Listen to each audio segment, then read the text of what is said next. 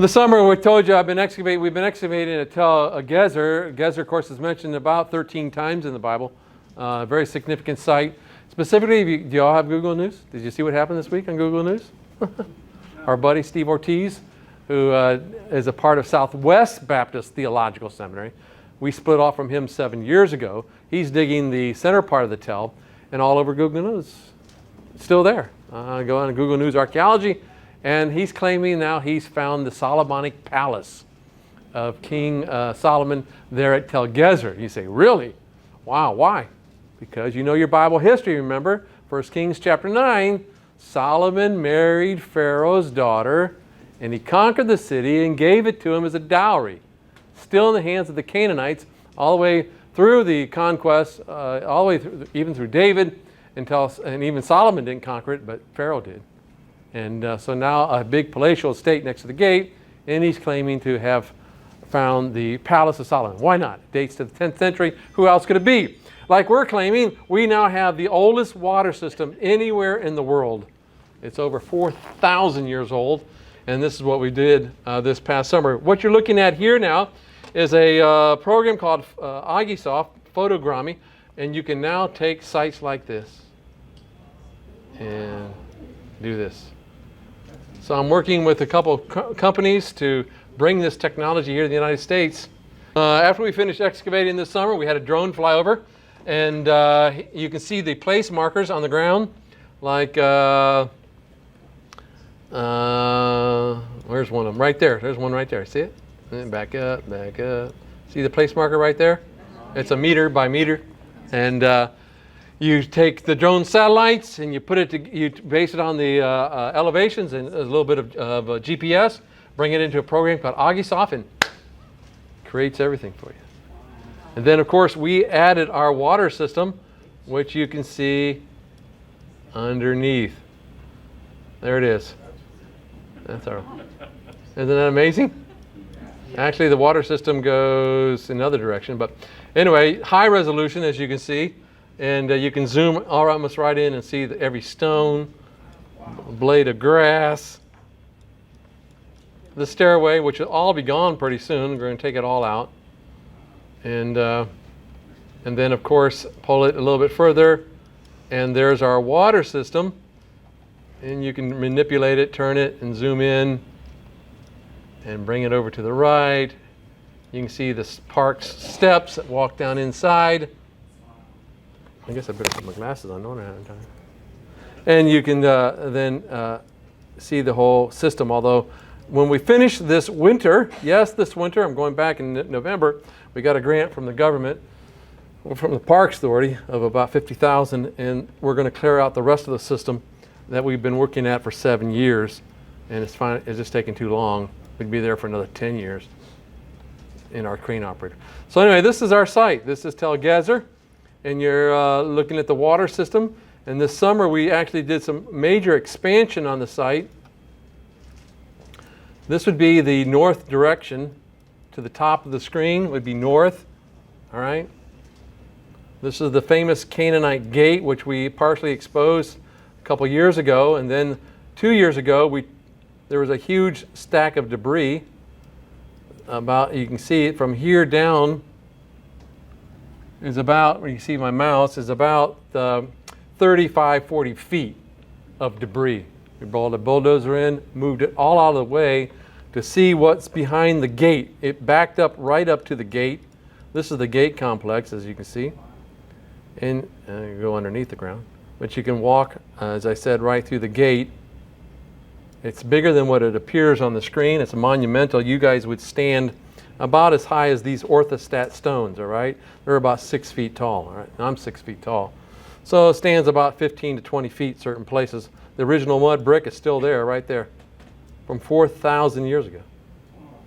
Anyway, what I figured out a couple years ago is that the gate entrance, what you're looking at here, is on the same level as the entrance to our water system over here, all right? So we made the decision to start clearing off the debris 2 years ago so that one could walk through the gate over to the water system and then eventually over to these monumental storerooms connected to the gate. Actually, the gate has two towers. You're looking at both of them. This is the western tower right here, all mud brick based upon a stone foundation. And then this is the eastern tower, all right? Mud brick, stone foundation. Can you see it all there? And then, like I said, it's monumental. It's typical Middle Eastern gate, but it's the largest, one of the largest gates from this time period here in Israel, outside of the one of Ashkelon. And then attached to it was a series of storerooms, which you see right here, which we excavated in this past summer and the previous summer. And then connected to it, this is an open courtyard, is this massive tower that you see right here, one of a kind, the largest in the world. Stands already at a height of about 4 stories. Huge earth stones that were all cut somewhat and put in place. And it's based upon what we know, it's 75 feet across, even though it's not completely exposed to the west, and 55 feet wide. And it stands over 5 stories tall. And it was taller than that at one time, because you can actually see the hole right there. It probably had a stairway in the middle of it, all right? So it probably stood somewhere maybe up to 10 stories high, 4,000 years ago. This would be the people that you know as the Canaanites. We don't like the Canaanites, and obviously so. We're going to talk about them when we get into the book of Joshua and Judges, because they dominated the land all up until, there's somebody else new for the first time. My wife. Anyway, she hasn't heard all the things I was telling you about anyway. So the Canaanites, of course, dominated the land all the way up until Solomonic period. And even then, they're sporadic within the hill country of Judah and then all the way down the coastal plain. And of course, we had a vast migration, which we'll talk about with the book of Judges, of the sea peoples. And you know one of the group of the sea peoples, they're called the Philistines, who dominated Gath. And when we dug at Gath this summer, we dug no more than 6 inches below the surface and a massive destruction layer and Philistine pottery just everywhere. I mean, 6 inches below the surface, pulling up jugs, complete painted pottery, Philistines' exquisite pottery just everywhere, looking for the gate, which we found, which we knew was here already for our system. They made headline last summer saying, we think we know where the Philistine gate is. This would be the first Philistine gate ever found anywhere in the ancient world. Well, we dug there for 4 weeks, didn't find the gate. So Aaron's going to have to backtrack a little bit on that. But what they did find, and we'll talk about this too later on, if you've been watching the news, you know on Google, you can subscribe to specific topics. You can type in biblical archaeology, and it will give you the latest stories around the world of biblical archaeology. Because this summer, making news all over the world, the first Philistine cemetery ever found. Wow. 2,000 burials, of which Harvard excavated 150 of them. And when they had a big display at the Rockefeller Museum this summer, as Larry Steger, who is the director of the Semitic Museum, retired, and that's where I got my start digging with Harvard there at Ashkelon. And it was a big secret. No one knew about it. They kept it secret for like 3 or 4 years. But we know where it is. So if you come with me next summer, we know exactly where the cemetery is, right next to the entrance as you come into the park. But anyway, this is very significant for us because who are the Philistines? They're mentioned in the Bible, coming from the land of Caphtor. And we're probably now with DNA testing can actually pick out the descendants in Israel, even today, if there's some around, based upon DNA analysis. And of course, if you know your modern history, the Palestinians, which is a corruption of the word Philistine from the Romans, Palestinians. The Palestinians claim to be descendants of the Philistines. Well, we'll put that rumor to rest once we start doing probably some testing on exactly these type of things. But anyway, this summer was unique for us because we made some very significant discoveries on our site. Number one, these gates date right now to about 1650 BC, what is known as the Middle Bronze Age. Well, we had to know, is there any earlier occupation underneath this gate? No one excavated underneath these gates or in these storerooms to determine if there were any other earlier occupation that might help us date the water system. That's been one of our issues. How old is this water system? This is monumental, you understand. It's one of a kind. It's 26 feet tall. Right now we're about 145 to 150 feet underground. 26 feet tall. This is 10. Add another, story and a half. Huge, monumental. The Canaanites built this type of stuff. Unbelievable. And so we want to know if it's even earlier. Well, this was all excavated back in the 1970s by Mississippi State University and University of Arizona, a guy named Joe Sager, who I've been in contact with ever since we started. And we opened up 2 probes. Isn't that amazing? Anyway, we want to do this with all the sites of Israel. So look out, we're having a visual encyclopedia, so eventually you can go anywhere of these ancient sites in the world. Hopefully, if things work out. But anyway, so we opened 2 probes, one right here. You can see it very carefully. You can zoom in on it. Back up, bring it down. There's our probe. We sandbagged it, put sandbags back in there so people wouldn't harass it. But we uncovered this would be the northeastern corner of the southern tower. All right, this is the western tower. This is the western tower. This is north. This at the bottom of the screen. So this would be the northeastern corner of the southern tower. We sunk a probe there, and to our amazement, we found some walls. And then we sunk some probes inside these storage rooms, which are connected with it. And we found 2 more walls in this probe right here, all dating to about 2000 BC, which suggests to us that our water system, which is right here, could have been dug also about 2000 BC. And we think it is. Actually, it could even be dug earlier, making it a unique, one-of-a-kind system anywhere in the world. And like I said, we did some other scans. You can see there's the water system of what we know underground. So we plan to resume this winter. I'll be going over. I haven't told my wife yet. But she knew I was going to go. But probably November, somewhere around 3rd week of November, and go for a couple weeks as we finish clearing out the rest of the system. So anyway, quite amazing. In the course of that, we found some other unique things. Well, what did we find? Well, let's take you some pictures. Anyway, there's our water system. There's the tower, and there's the storerooms, and there's the water system. So we began to excavate in these areas, and look, there's the water system, how far we are down now. You can see we made a ramp last summer because we uncovered all the steps. You see the steps? There's the ancient steps. Again, you say, why are you doing all this? Number one, to understand who the Canaanites were, the engineering, the ability. Because when Joshua comes in the land, remember, which we're going to be talking about in this lesson, when Joshua comes in the land, if you remember in the book of Numbers, they sent out spies, remember, into the land? And Joshua and Caleb came back saying, we can go for it. But the other 10 spies says, no, we can't. Number one, they're giants. Number two, the cities are too well fortified. Well, what does that mean? You're looking at it. Massive walls. The walls that I showed you, that tower being over, maybe up to 10 stories high, that sits on top of a rampart that's at about 80 feet high. You're looking at walls, and they were all, by the way, the ramparts all plastered white, plastered so you couldn't run up them. They could shoot you down. So you're looking at walls 150, 180 feet tall. And so you can see why the spy said, we can't go in. They're too well fortified. Well, now we know what the word fortified means. You see what I'm saying? As well as these huge monumental systems, as I told you, it's 26 feet tall. There's the steps.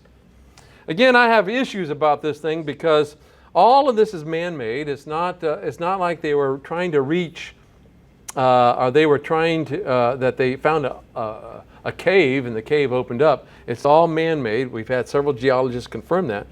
But the problem with this is that the aquifer that runs underneath the city is still 100 feet below our lowest point, and we're 150 feet underground. So the only way our geologist says the water can get here is by rain. So it collects rainwater. But even then, if it collects rainwater, it's not that big. What do you mean not that big? Well, from from one side to the other, it's only about 20 feet, although unless we now continue to protrude all the way back in, you can see the mud. This girl is about 5'8" feet tall. So 6 feet puts you up right about here. And you can see it still goes all the way up to the top of the ceiling. of the cave, it's about 20 feet tall of mud. And we know that it goes another 80 feet back in. There's a tunnel right there that you can crawl in and crawl all the way back to the nose of the cavern, which you can do. And you can actually stand up back there, and of which we sunk some probes going down about 13 feet. But anyway, this is all filled up since about 1500 or 1450 BC. We know it went out of use in what is known as the Late Bronze Age period. The Late Bronze Age period starts about 1550. And why 1550? Because that's when a group of people expelled out of Egypt was documented and came into the land of Canaan and made some havoc on the cities. People called the Hyksos, and a lot of people think, some people think the Hyksos are the Israelites. But Hyksos and Israelites, the term doesn't quite fit. But anyway, we'll know a little bit later on. Maybe probably when we get to heaven what it was all about. But amazing exodus out of Egypt that some people parallel with the exodus of the Israelites. But that's, again, yet to be determined. But all of this was eventually abandoned after 500 years of use. How do we know? Because all the pottery that's coming out of here is from this, what we call the Late Bronze Age. And they're basically just storage jars and tons of bones and just tons of storage jars coming out of here. And that's basically all they were storage jars to collect water. So it went out of use somewhere around the 1500 BC, never to be reused again, and eventually silted all the way up to the mouth. So anyway, quite amazing. So that's the back. You're looking to the east. Now we're doing a 180, and there you can see the steps, and we cleared out all of this debris this past summer, and it's showing you the contour of the water pool, as we call it. And it's basically, again, I wish I could zoom in on this. It just goes too fast. No, it's not. No, this is the walls. This is all walls. So this, well, you're looking at the walls of the. It looks like there still might be some ancient steps right here to take us down further. Don't know. They're kind of worn away because the stone here is very soft chalk, very soft chalk. So I don't know. But anyway, this is all the base of it. And we go back to the other slide. We turn it. And encourage you. Got it back. This thing goes so fast. Go back the other direction. We got all this debris. We're going to clear out this November, starting October 24th, all of this debris all the way back in because we think there might be an exit outside the city. We don't know for sure, but could be. So all of this debris has to be cleared out just to satisfy all the hard work we put into this to know for sure that we're at the end of this system. But it's still going down. All of this mud here, it still goes down about another 3 feet below what she's standing. So I don't know how deep it's going to go. Just quite amazing. Anyway, so this is quite a monumental system. Question? Yeah. Dan, you said you're going to use a high pressure. We tried. Did it work? The pump is too deep. 150 feet. We'd have to have really high pressure pumps, and they just don't have them. I mean, to suck it all out, and to come up 150 feet, it's difficult. So we're hiring our crane operator, Ossie, and he's going to bring in a group of men and dig out the rest of it for us and save the materials in big bags so we can come back and sift it. So we checked the gate. There's our excavation inside the gate. And sure enough, underneath the gate, no one had found before, we found 2 walls. There's a massive wall right there, another wall right here, and then right there, class, is a burial. We found an infant burial. Notice the infant burial. It does what? It cuts right into the wall, right? A little bit about archaeology. It cuts right into the wall. So what was deposited first, the wall or the burial? If the burial cuts the wall already had to be there, right? So this shows you 2 phases. If the builders were using this wall, why would they cut into it to make a burial? It was an infant, by the way, which the bones are being analyzed at the present time. Very common in the Middle Bronze Age to bury your babies under your floor of your house, in this case in the wall. But apparently the wall went out of use already, because they didn't have any problem dismantling it to put the baby in there. So this wall is older than the baby burial. Follow me? Because it cuts the wall. Basic principle of archaeology.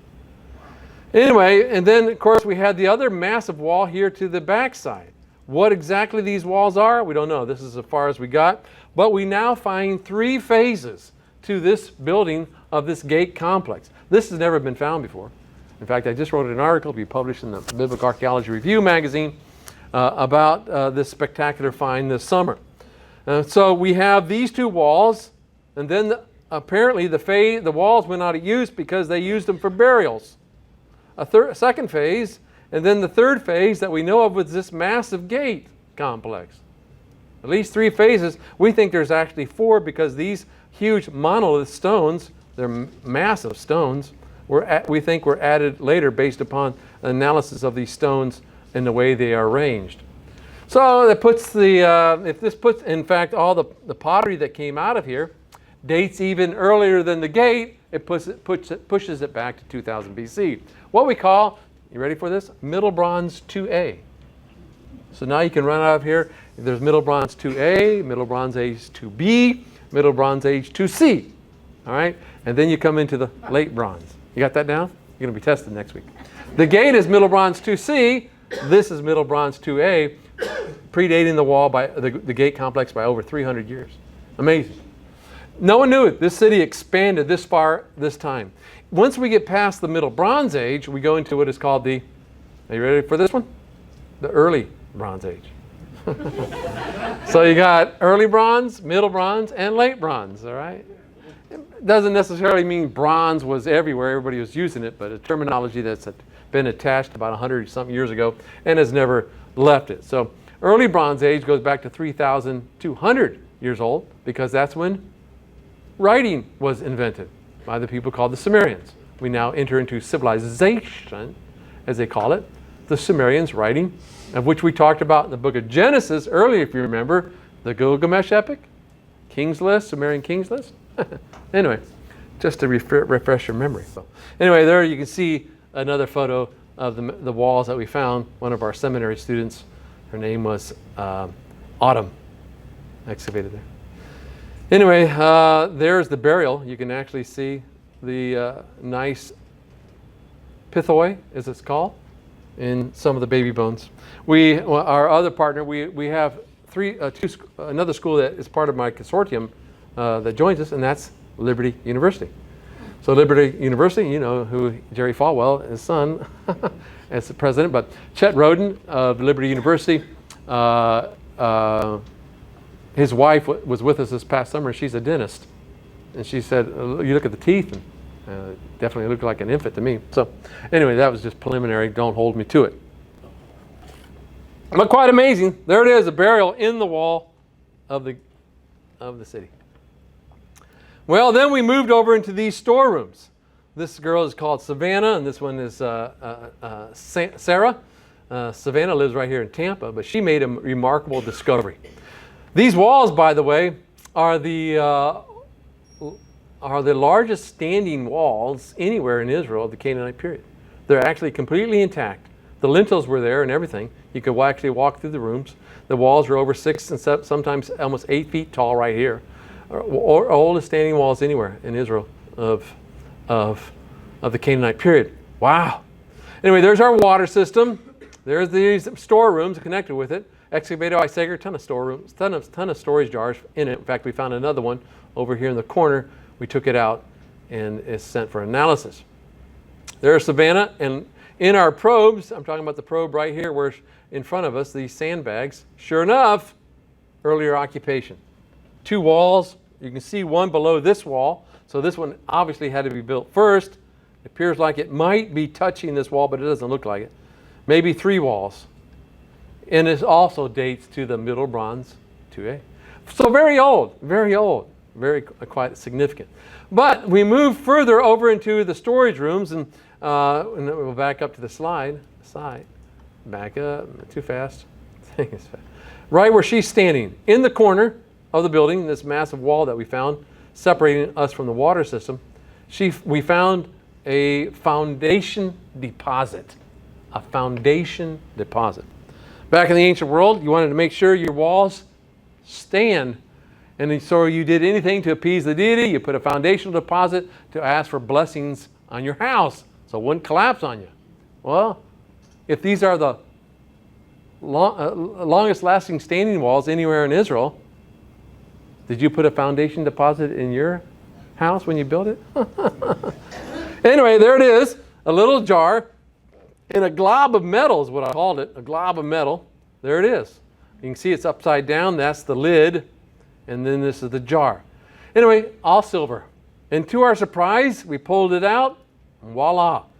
Turned out to be a pendant, it looks like, a silver pendant, but an Egyptian scarab made out of gold, partly gold, attached to the front of it. Whoa! A golden scarab. So that's what I'm writing up. That's the article I wrote about, this golden scarab that's attached to it. Well, as you can see, we sent it off that day. We found it to the Israel Antiquities Authority, and there the laboratory, under a lady by the name of Ziela, separated and started to clean the material. And there you can see our little scarab. I've got more pictures coming, but they're very slow there at the lab. Anyway, as we started cleaning the scarab, whatever it is, specifically off of this object. And there it is, upside down. Wow. Can you read the hieroglyphs? This is called a paired oblong, or two paired oblong scroll scarab. See the two pairs, right? 1, 2. Two pairs, oblong, single scroll. In other words, all the lines connect. Scarab. One of only 2 found. The other one was found at Gezer 2. But the guy who excavated back in the 1907, a fellow by the name of McAllister. But you can see in the center of it, you have looks like a little man. Anybody remember what those symbols are? Very common in Egyptian reliefs. That would be the Onyx, the symbol of the Onyx, which is a symbol of life. You'll see it in most reliefs on Egyptians, the pharaoh carrying, usually his hand is through the hole here, carrying the Onyx for life, for living life. And if you go to a jewelry store, even in the mall, sometimes you can find scarabs. Scarab, by the way, is a what? Anybody know what a scarab is? It's a beetle. That's correct. It's a beetle because they believe the beetle was sacred because of the things it did with his dung and so on. And they use them, as you can see, for seals impressions, or seals in documents. Keep in mind they didn't have email, although email, we've learned through Hillary, can be broken into very easily, right? Well, how did you protect your documents back in those days? You put a piece of wax on it, and you put your seal on. So the other one that was found earlier looks like this. You can see the same scrolling motif, but the men are the little onyx is opposite, right? The feet are pointing towards the center. We're here, if you want to call it one, they're kind of in line. So apparently, when they went to the artisan to make it, oh man, we already have that. We already have something like that. You're going to have to get something different. It's identical, almost identical. Of course, this leads us to a big question: where did the gold come from? Where did the silver come from? Who are the artisans during this time period? Who are these Canaanites? What are they like? What can they do? Opens up a whole lot of questions for us as well. So very significant. Not only, well, there it is. McAllister found some other similar objects. There would be something to our scarab right there. We have the band, and then probably it was a signet ring, as you see there. Very common. In fact, if you're watching the news again, did you see what happened the end of last year or the beginning of this year? Inside Jerusalem, Ami Mazar found scarabs like this belonging to Hezekiah. Hezekiah. Marking his stuff, this is mine, this is mine, this is mine, belonging to the king. Hezekiah's scarabs. Unbelievable. His name's on it. Unbelievable. So, all the way down through history. Here you can see we have this crescent, although McAllister, as you can see, has it upside down. Should be the other way around. But anyway, so the host of objects, there it is. That's the way it should look. It's still at the lab. Why? Because they found some markings on it. 8 lines on the backside. I'm waiting for the new pictures, which could have reference to the god Hadad up out of Assyria. So this was buried on the foundation. So very expensive foundational gift, all right? The scarab. So probably Some wasn't just a common person. It was probably some official, high official within the establishment to make sure that the gate, the storage rooms, because in the storage room was all their grain, what other objects. They actually found over 30 storage jars. We found another one. So add to it about 35 storage jars, huge storage jars, this big in these rooms. The city was destroyed. And never in the late at the end of the Middle Bronze Age, as I told you, the Late Bronze Age, and they never came back and got the material stuff again. We have a accumulation of debris of over 3 feet high. All that was all above that area I showed you earlier, the gate as well as the storerooms. So anyway, this is all made out of silver. You can see the horns. Right away, we thought it was a bull because it does look like the sun disk and the horns, but we have other symbols, something similar like this as well. Then other objects, probably an earring, maybe a nose ring. Don't know. Still needs to be clean. And then there's our pendant. There's another couple globs of metal, and it looks like another type of arrow type pendant. I'm not real sure exactly what it is. Still needs to be clean, but quite a spectacular season for us this summer. And all of this has gone to press, so pretty excited. Well, at the bottom of our water system, this little this little pigeon was there all summer long. It can't fly, and it grew. We first found it when we first got there 4 weeks. By the end of the 4 weeks, it really got fat. So anyway, just to let you know, we are very conscious of our surroundings. So anyway, I'm hoping that it will get on Google News as well. That owl was. Put that picture back up. Open up. Pigeon or owl? Pigeon. Sorry. Yeah, the pigeon was right there. Anyway, I guess I rotate left. There it is, right there, and that's the hole you're seeing right there. So he worked all around us all summer. I guess he got used to us singing, laughing, having a good time. Anyway, so that's what's happened this summer at Tel Gezer, so we expect some great news to come out. Well, we want to really get into our topic a little bit. We got 20 minutes left, so let's talk about where we really wanted to go this week. And that's, of course, the book of Joshua. But Gezer fits in well because, is Gezer mentioned in the book of Joshua? Yes, mentioned 13 times in the Bible. So very significant. Anyway, the word Gezer in Hebrew, Paul should know what it means. Something you eat. It's orange. Called a carrot. Carrot is the Hebrew word. A gezer is a Hebrew word for carrot. So if you go to Israel and you want some carrots, remember Gezer. Although it has other ramifications as well. Yeah, the old geezers.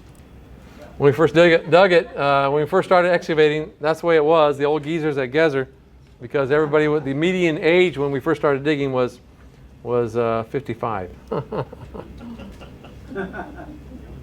Well, look, class, we want to get into our topic, and that is, of course, the book of Joshua. We've been looking at one of the key elements in the biblical text. You got to keep in mind is that you got a lot of words in there, right? You got a lot of words. Are those words there for a purpose? Apparently so, because God is not mouthy. He's not wordy. He says exactly what he wants to say, and he puts it down for us to read it. So therefore, every word that he does say must be significant, right? All the books of the Bible that we have, from the Pentateuch to the prophets to the writings, are all significant because he's actually even preserved them for us, right? For us to understand, to comprehend. So I guess there must be a purpose, obviously a purpose for them. And then the words that are used are significant. In fact, of course, you're still basing your study, unless anybody here is a Hebrew scholar, or you can take my Hebrew class. It's online. We meet once a month. Sorry, we already had our first class. But you want to learn the original languages. The original languages, see exactly what the words are. Because even these are very important, are they not? Because they are an article that shows you what? A specificness. They zero in on an object or thing or whatever, a person. It's not just a king, it's the king. It's not just a cave, it's the cave. So even the articles, the definite article, becomes very significant in the ancient text. And so here we have the book of Joshua. God wanted us to have it. He's preserved it for us. And he's telling you a story based upon obviously what is found within the book. What is the story? Well, I've coined the phrase, well, not me, a couple of others have before me as well, probably. Living by faith, the book of Joshua. Of course, we left off at the book of Deuteronomy, if you remember last year. Probably not. But Deuteronomy, Moses dies, of course. He's not allowed into the promised land, is he? And his sidekick, Joshua, his teammate, Joshua, is allowed to go in along with Caleb. Everybody else, 18 or so, passed away in the wilderness. And so now we enter into that monumental moment of Israel coming into the land.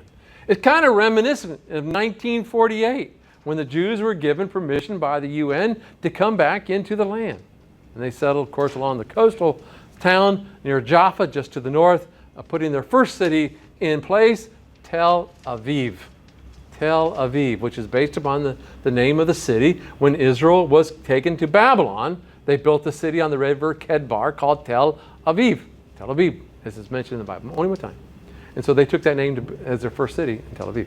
So here we come, Joshua living by faith, if you will, the book of Joshua. Joshua is a fascinating book, obviously. A couple things to note about the book. Number one, the title comes from his chief character, right? His name is Joshua. What does his name mean? Oh, who else named Joshua in the New Testament? Yeah, Yeshua, or Jesus, if you will, a little Spanish lingo there. Jesus, right? Jesus. Same name for Joshua. Same name for Isaiah. Same, or Hosea, I should say. Well, Isaiah's got some of the same derivatives, but like Hosea, Joshua, Jesus. Salvation, or Yahweh saves. Notice the name, Joshua. The AH on the end, the HA on the end of Joshua's name is the divine appellative for the name Yahweh. Like Isaiah, Jeremiah, right?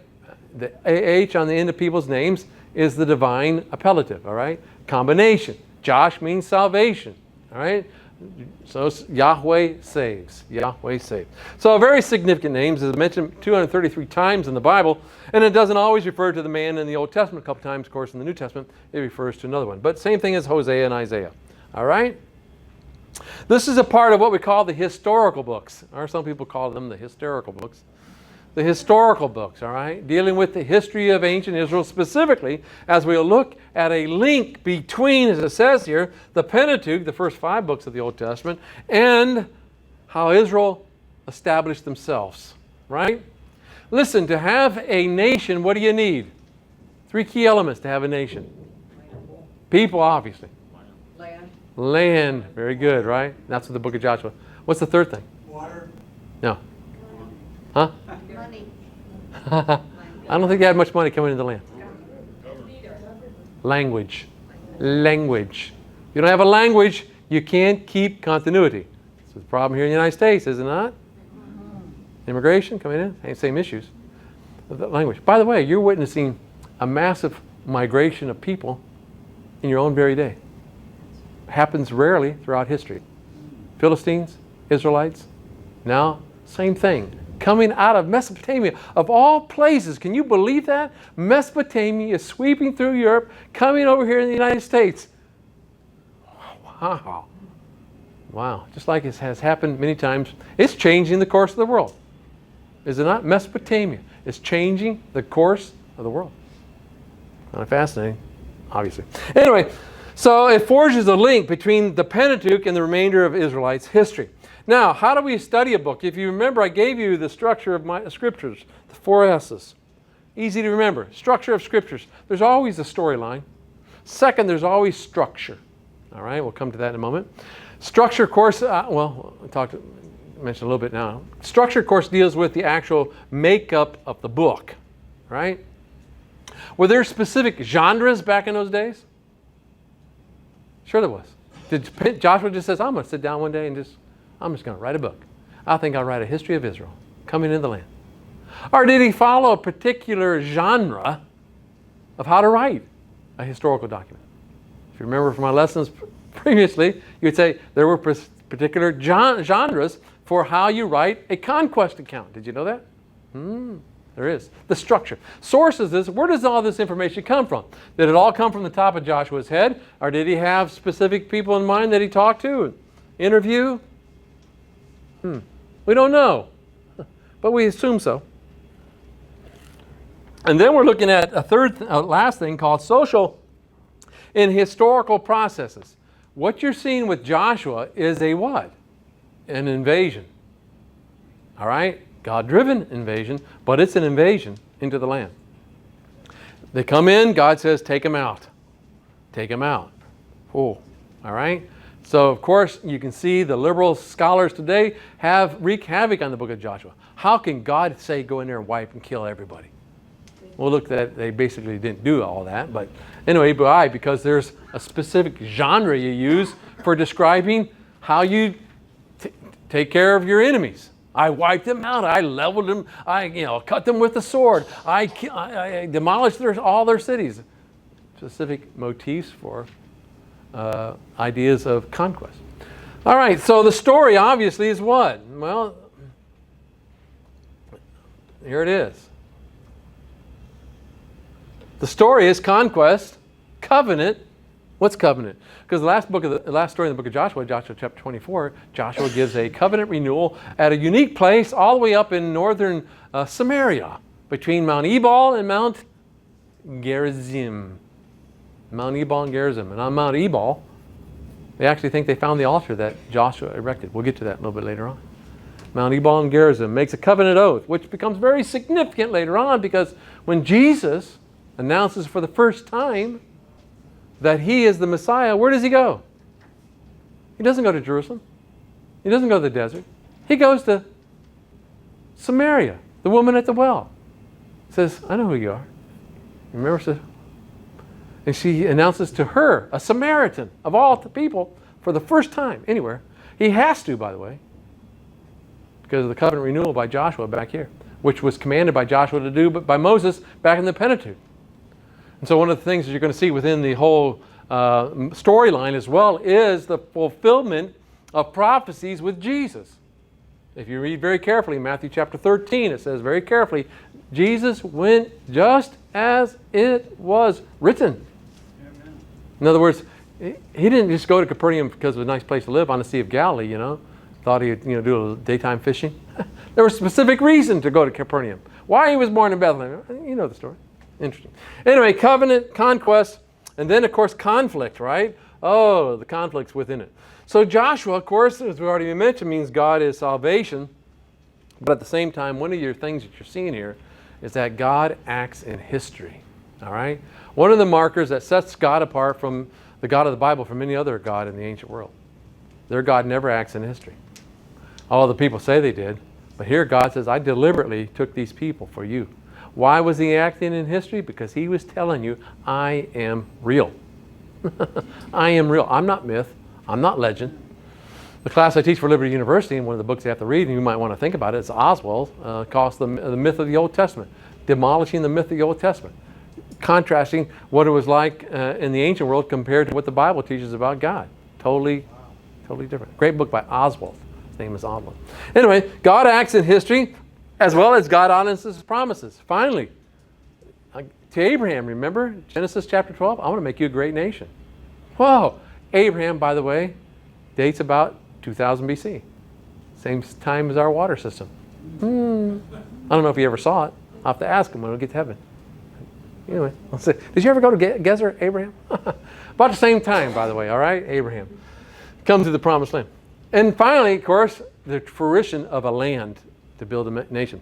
And like I said, a covenant with circumcision, conquest, the division of the land, right? The 12 tribes, each get a piece of the pie. And then, of course, the leadership shift from Moses to Joshua. Moses to Joshua. So the main message, victory comes through faith in God and obedience to his word, rather than through numerical or military superiority. All right? Of course, we need obviously a good military, but in this, God is the one who's behind it. Because they're coming up against Canaanite cities, remember? Huge earthen walls. Jericho, which is one of the first cities he takes, remember the people said, man, what are we going to do here? And of course, what do they do to conquer the city? Wouldn't it be so fun, so nice? Wouldn't you like to have that magic trumpet? We could give it to our military, blow that trumpet, and the walls come falling down, right? Amazing, amazing. Anyway, all the different people within the land, of course, we have the Egyptians, the Amorites, the Hittites, the Hivites, the Jebusites, all the Canaanites, and all the different ites mentioned in the Bible. But all of this, of course, God says, all the way down through their history, I'm the one that's going to deliver you. I'm the one that's going to build you a nation. You listen to me. If you don't, serious consequences. Of course, Book of Deuteronomy lays them out. But faith, victory comes through faith in God and obedience, all right? Rather than through military strength. If you remember a couple times, even in the book of, where in Deuteronomy chapter 18, it tells God, when you get a king in the land, don't multiply horses, remember?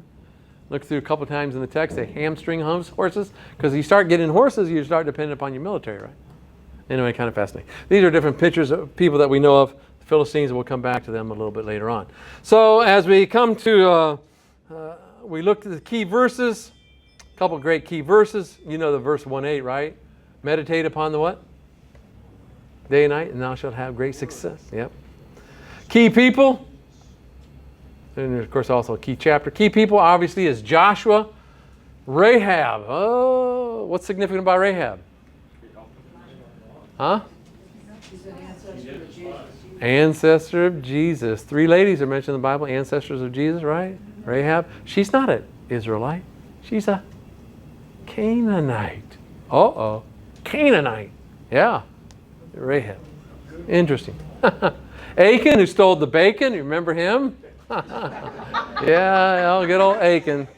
Stole the bacon. By the way, you know what the word Achan means? Trouble. Troubler. Troubler. Can you imagine? Man, call your kid Trouble. Hey, Trouble, come over here. Maybe that's why I got in trouble. But of course, remember, we'll see that Achan, not only him, but his whole family was put under the sword. Apparently, everybody was involved in the cover-up. And then, of course, the priests of Phinehas and Eleazar. Well, take a look for a moment, the structure. This, of course, the mountainous hill country of Galilee. Joshua, there's 2 parts. It divides very nicely in the book, all right? Almost splits down the middle. You have conquest, the first 12 chapters, all right? Actually, through chapter 11. Conquest and then settlement, followed by the division of the tribes, chapter 13 and following. And then, of course, what is interesting, as I made mention, as you look at the structure, it's similar also to conquest accounts of the new kingdom of Egypt. Yeah, I bring in these parallels because they're very significant. One of the reasons why is it helps date the book, because the genre changes between Joshua by the time you get to Kings. Kings was written probably during the Babylonian captivity. Between Joshua and Kings is over 800 years. Has the style of writing changed? Obviously. In fact, Hebrew wasn't even invented yet. When was Hebrew invented? Who invented the alphabet? Phoenicians. Who are the Phoenicians? Phoenicians is the same word for Canaan. Canaan. Phoenician is a color. What's the favorite color in the ancient world? Purple. Canaan means purple. Phoenician is a Greek word.